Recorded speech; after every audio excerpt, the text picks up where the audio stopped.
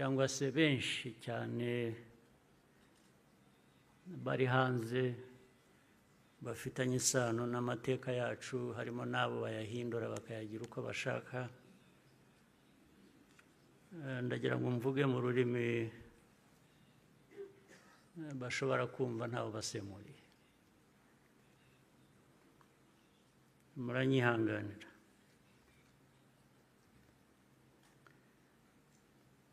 Today, we gather again in remembrance to everyone present and watching online. Thank you for joining us on this important day.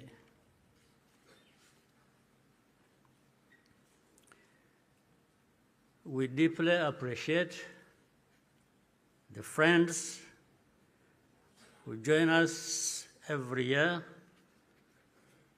in person or in spirit without fail. I thank the survivor who has just spoken. These testimonies keep memory alive for all of us and for those who will follow us. Kwibuka carries profound meaning for our nation.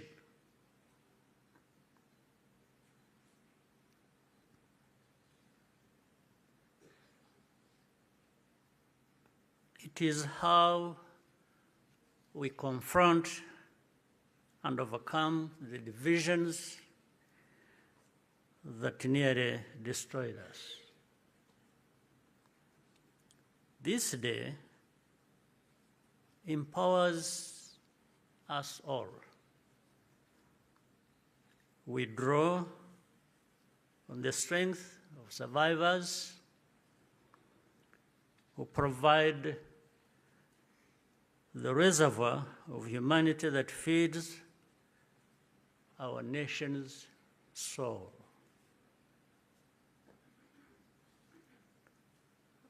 To all survivors, know that you are not alone. We stand with you always. Everything we have achieved was only possible because all Rwandans decided to join hands in a common purpose. We honor the role played by every Rwandan in our country's rebirth. The reality of the genocide is clear for all to see. The ringleaders were convicted in international courts with rigorous evidence. The Gacaca process documented the course of the genocide in every single village and neighborhood in Rwanda. Over 50 million handwritten pages were produced during the 10 years of Gacaca. Right here, where we are standing, 250,000 victims of the genocide are laid to rest. And in 2018, the United Nations General Assembly adopted a resolution that called the genocide against the Tutsi by its proper name, with the support of every member state but one.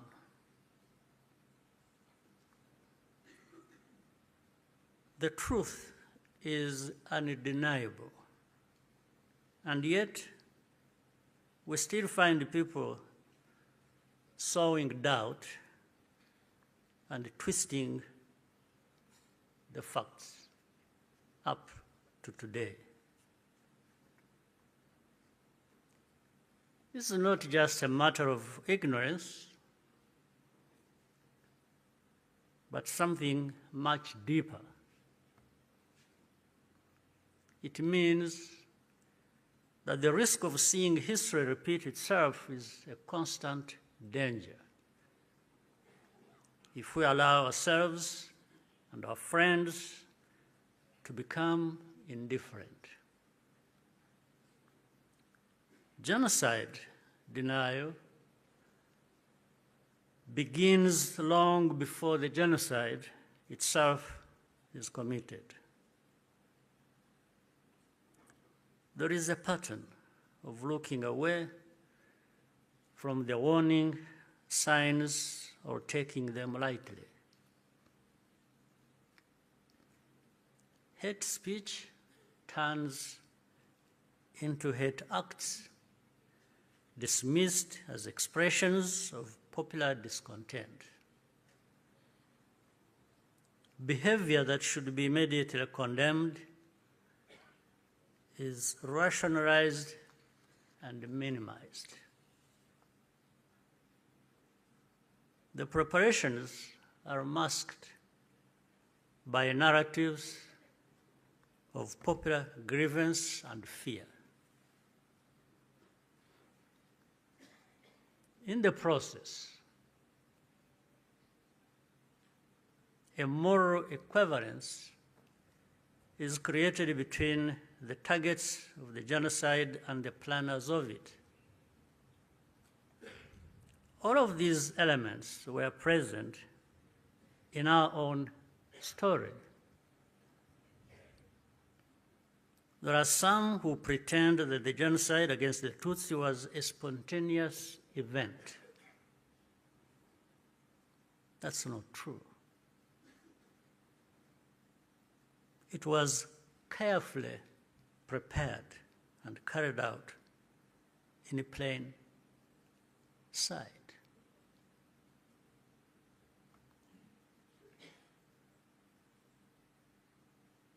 Regrettably, some who spoke the truth at the time and who were even eyewitnesses later became peddlers of distortion, mainly for political reasons. Militias were openly trained and indoctrinated in hate. Weapons were imported in large quantities, and Rwandans who opposed it were threatened or killed. Before 1994, communities were subjected to waves of smaller massacres meant to normalize the killing and also to measure the reaction of the wider world. And with only a few heroic exceptions, the world was unconcerned until it was too late. In the early 1960s, after countless Tutsis were killed or forced into exile, international voices such as Bertrand Russell, to name just one, described it as systematic extermination. The pattern continued in the 1980s and early 1990s. When Tutsi communities such as the Bagogwe in the northwest were targeted in organized attacks,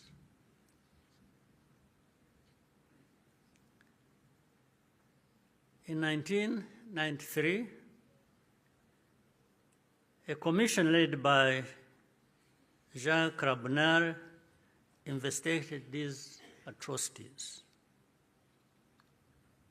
After documenting mass graves and the involvement of state authorities,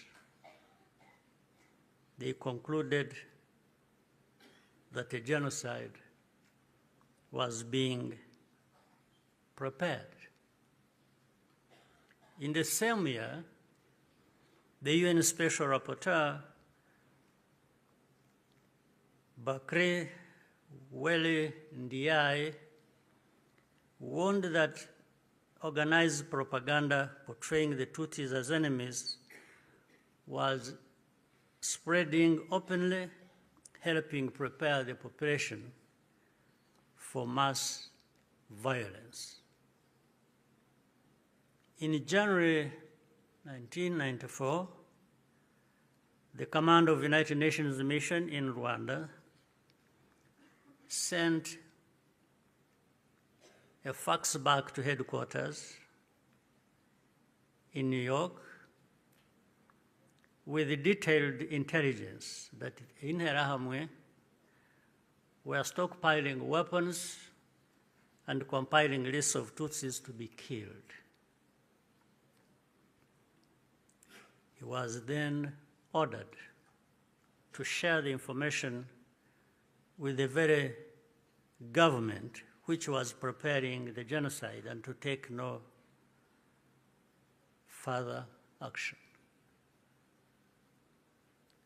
And sadly, the reaction today is no different here in our region.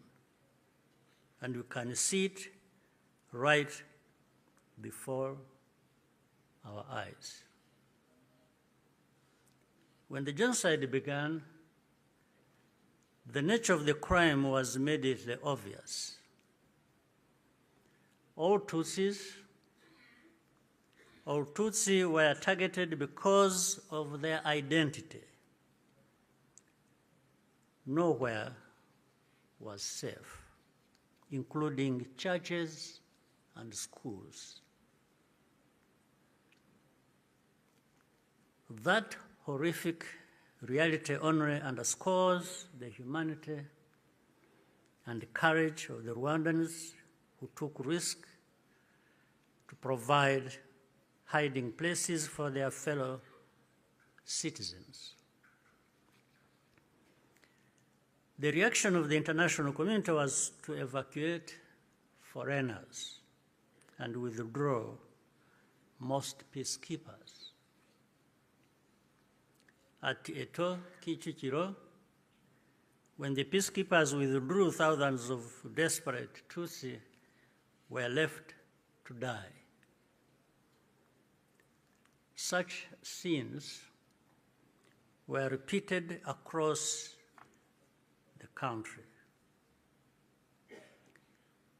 If these forces had instead been supported to protect Rwandans, the killers could have been deterred and many people would still be alive. The lives saved by the United Nations peacekeepers who were allowed to remain makes clear how much more could have been done with the political will. Even as the killings accelerated, the language used to describe what was happening itself became a matter of calculation. Genocide is defined in international law precisely to create an obligation to act. To witness such a crime and deliberately refuse to use the term is, in effect, genocide denial, perhaps even a form of aiding and abetting. The technology existed to disrupt the radio broadcasts that directed the killings. The planes capable of jamming those signals were available. Officials even calculated the hourly cost of the mission. In the end, the operation was deemed to be too expensive and potentially also a violation of Rwanda's sovereignty. So the cost was more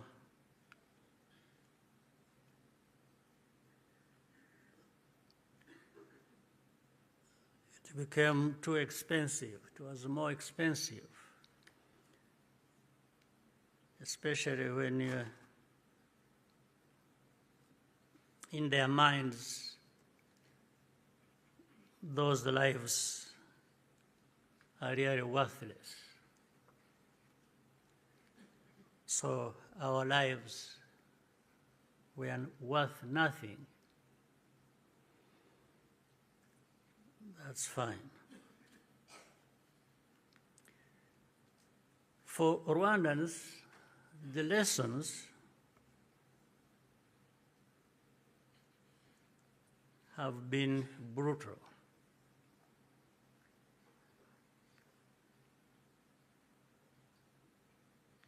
And those lessons have not been forgotten. If our lives do not happen to align with someone else's interests, they are not worth saving. That's fine. And so it had to be the Rwandan Patriotic Army that led the campaign against the genocide and ended it. Our deepest source of grief was always that we could not arrive earlier. This is a simple truth of history, which many today still have reservations about acknowledging for reasons we do not and maybe will never understand.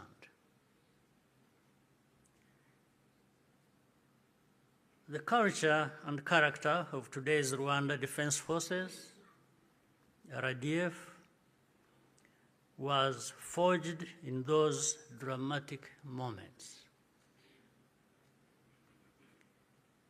It guides the conduct of our forces who serve abroad in peace-building missions, earning universal respect. Indeed, no sanctions or insult from outside can ever tarnish the honor and integrity of Rwanda's defense and security forces, who are among the finest that can be found anywhere.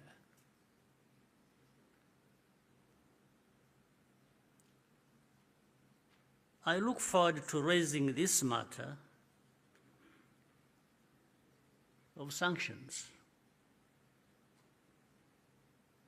at the highest level to understand the basis for such an injustice.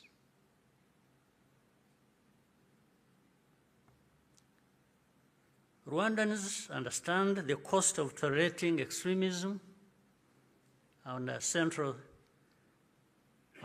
security principle is to put the protection of civilians first. After the genocide, Rwandans chose to rebuild our country together. With that came a promise to never let the politics of genocide take root ever again. I tell you, genocide cannot happen here again. It won't happen.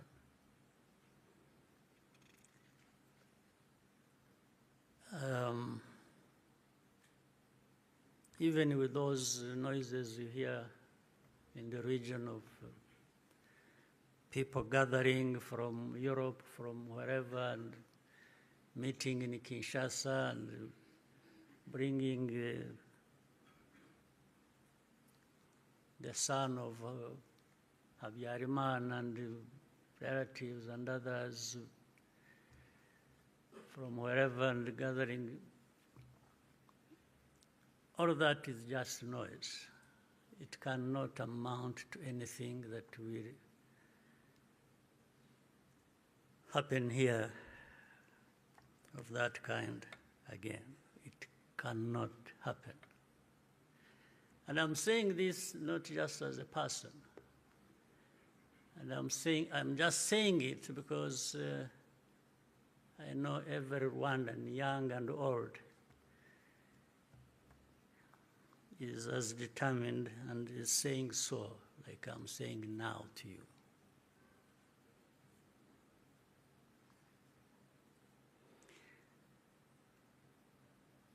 Along the way, Rwandans faced constant criticism and many attempts to twist our history. But the power we will always have is to use our minds to see the truth, and our voices to speak up when something is not right. You can never silence us in whatever form. We must be clear about the dangers that remain. When the genocidal government collapsed in July 1994, the soldiers and the militia fled across the border into DRC, forcing millions of civilians along with them. Inside the camps, they organized into what is now known as FDLR and launched a sustained cross-border insurgency against Rwanda, claiming tens of thousands more lives. This was the period known as the Abacengezi insurgency, and the western border was only fully secured by the end of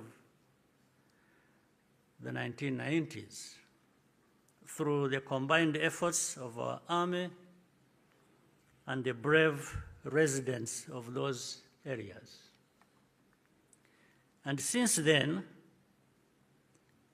our defensive measures have been aimed at ensuring that such attacks can never again be made across our borders.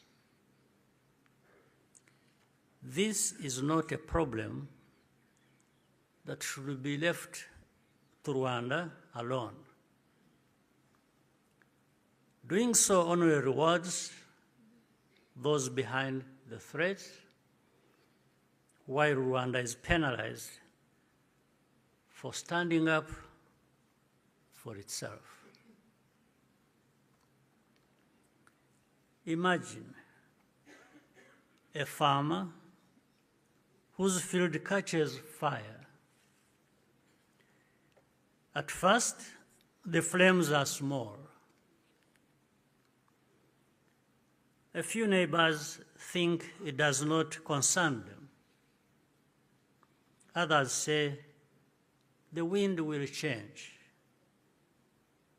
and the fire will die out on its own.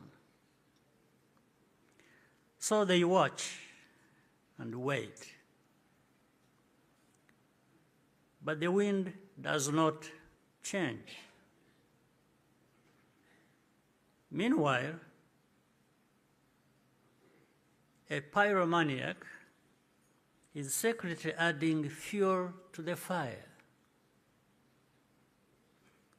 So the fire spreads from one field to another, and then into the forest and the towns and beyond.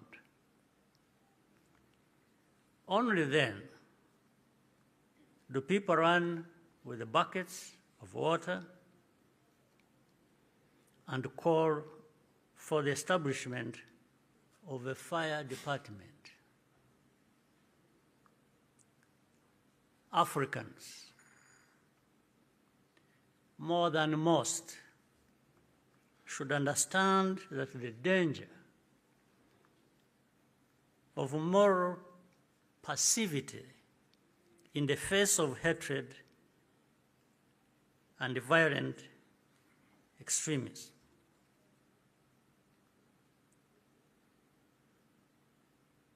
We should understand that danger, especially in the face of hatred and violent extremism. Africans, more than most, we must be reminded by all this history. Today, our continent accounts for the majority of the world's active conflicts.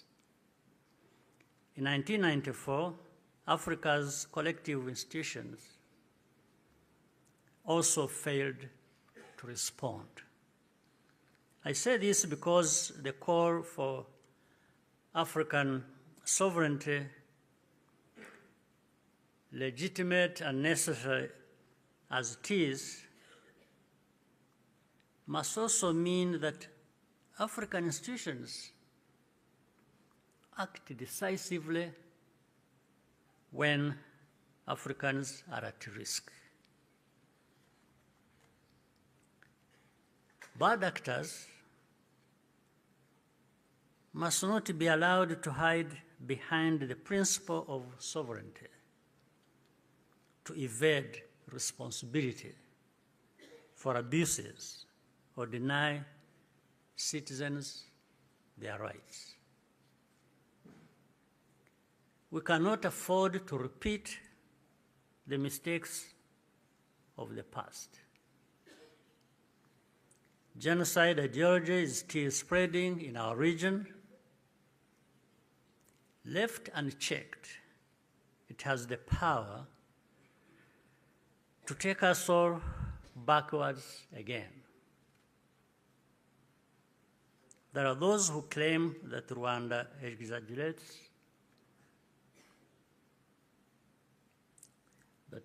exaggerates, these concerns, or that we have ulterior motives.